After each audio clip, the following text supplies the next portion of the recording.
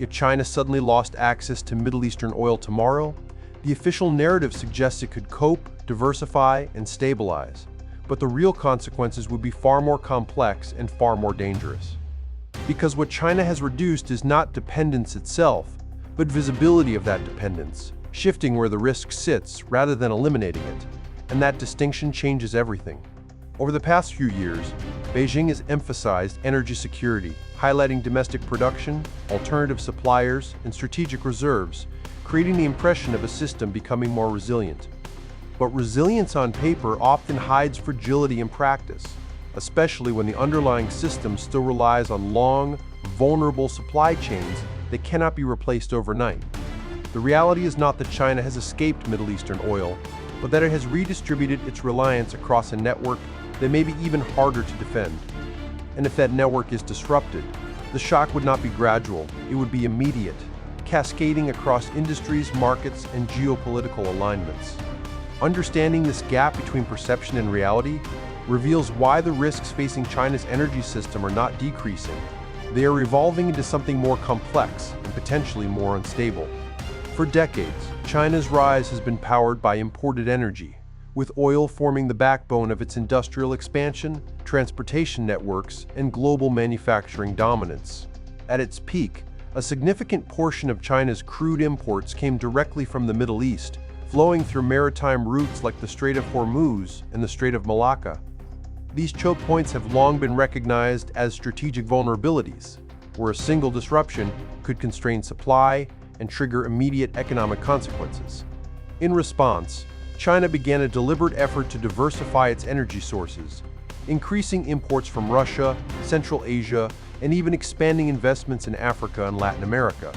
Pipelines from Russia and Central Asia were promoted as more secure alternatives, reducing reliance on sea lanes controlled or influenced by rival naval powers. At the same time, China invested heavily in domestic production and renewable energy, aiming to build a more balanced and self-sufficient energy mix. On the surface, these moves suggest a country steadily reducing its dependence on any single region, particularly the Middle East. But diversification does not eliminate dependency, it spreads it, often introducing new risks that are less visible but equally significant. For example, pipeline infrastructure may avoid maritime choke points, but it creates fixed routes that are vulnerable to geopolitical shifts, sabotage, or political leverage from transit countries. Similarly, increasing imports from Russia ties China's energy security to a partner facing its own economic pressures and international constraints. And while renewable energy is expanding rapidly, it does not replace oil in critical sectors like heavy transport, aviation, and petrochemicals, where alternatives remain limited. So while the share of Middle Eastern oil in China's import mix may have declined, the structural dependence on external energy remains deeply embedded. The core issue is not where the oil comes from, but how quickly and reliably it can be delivered under stress conditions. China's strategy has effectively transformed a concentrated risk into a distributed one. But distributed risks can be harder to manage when multiple points fail simultaneously. Consider the maritime routes that still carry a large share of China's energy imports, including shipments not only from the Middle East but also from Africa.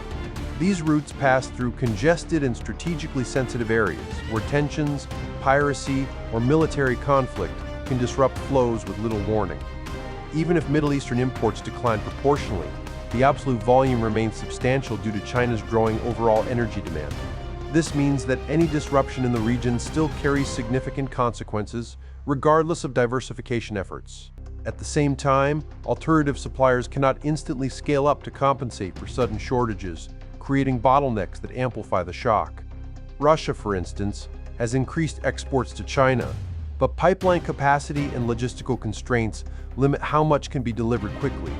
Shipping oil from more distant regions like Latin America introduces longer transit times and higher costs, reducing flexibility in crisis scenarios.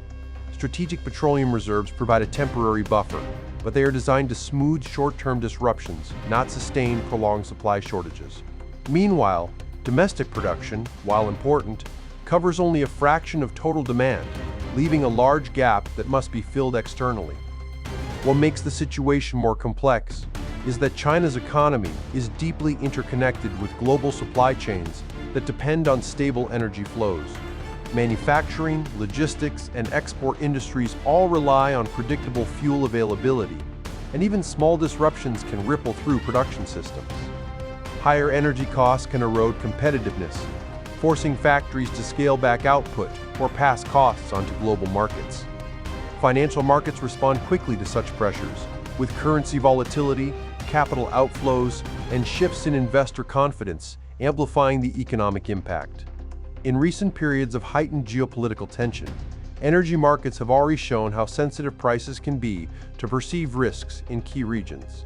For China, this means that even without a physical disruption, the expectation of instability can drive up costs and strain the system. At the geopolitical level, China's energy strategy also creates new dependencies that shape its foreign policy decisions. Maintaining stable relations with key suppliers becomes critical, limiting flexibility in responding to international conflicts or political disputes. At the same time, securing overseas energy investments requires diplomatic engagement and, in some cases, security commitments. This extends China's strategic footprint into regions where it must balance economic interests with local political realities. For example, investments in African oil fields or Middle Eastern infrastructure come with exposure to regional instability and governance challenges. Protecting these assets may require deeper involvement than initially anticipated, increasing both risk and cost. The Belt and Road Initiative further complicates this picture, linking infrastructure projects to long-term energy supply strategies. While these projects aim to create more secure routes and partnerships, they also tie China's interests to a wide range of political and economic environments.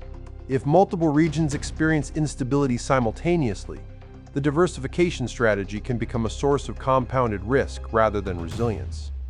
Another critical factor is the role of maritime security, where China has limited control compared to its regional competitors.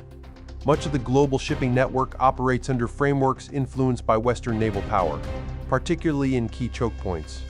This creates a strategic asymmetry, where China's energy lifelines depend on routes it does not fully control.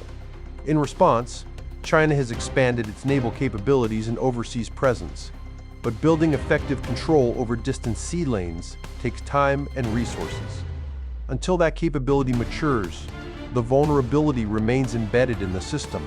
The impact of these dynamics becomes more pronounced during periods of global tension, when multiple risk factors align.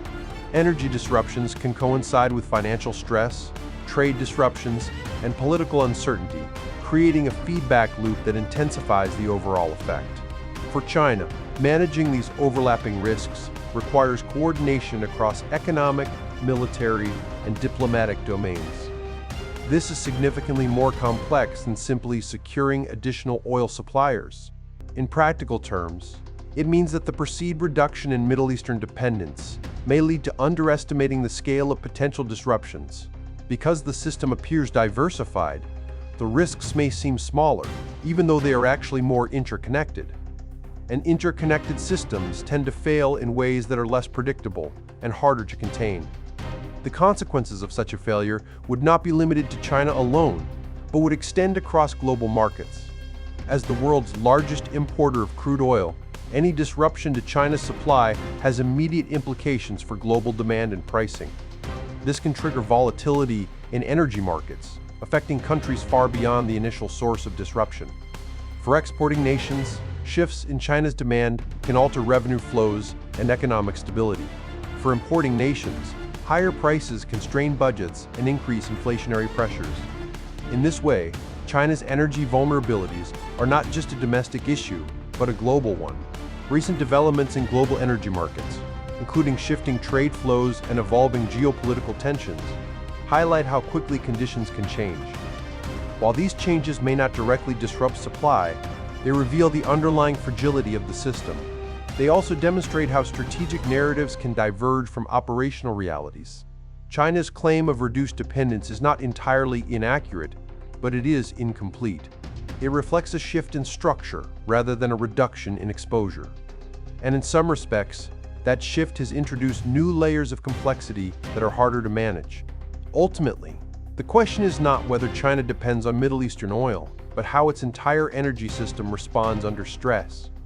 because resilience is not measured by diversification alone, but by the ability to absorb and adapt to shocks without systemic failure. And in that context, the risks facing China's energy strategy may be greater than they appear. If you found this analysis valuable, subscribe to the channel for deeper breakdowns of global power, energy, and economic shifts that shape the world around us.